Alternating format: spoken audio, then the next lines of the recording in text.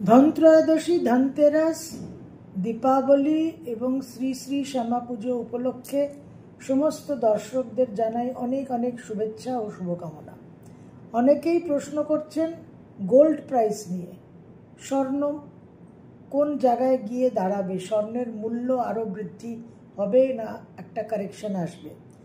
11ই November বৃহস্পতি বক্রগতিতে যাওয়ার পর কিছুটা হোল্ড হতে পারে প্রাইস, কিন্তু বৃহস্পতির অতিচার গতি 2032 অবধি বৃহস্পতি দৌড়চ্ছেন, সঙ্গে তার কারক যে ধাতু ইয়েলো মেটাল, সেই ইয়েলো মেটালও দৌড়চ্ছে। আশা করা যাচ্ছে যে এই গোল্ড প্রাইস 2 লক্ষ টাকা তো অতি অবশ্যই ক্রস করবে। 2027 অবধি স্বর্ণমূল্য, প্রাইস অফ গোল্ড আরও অনেক অনেক বৃদ্ধি পাবে এবং 2 লাখকে ক্রস করবে।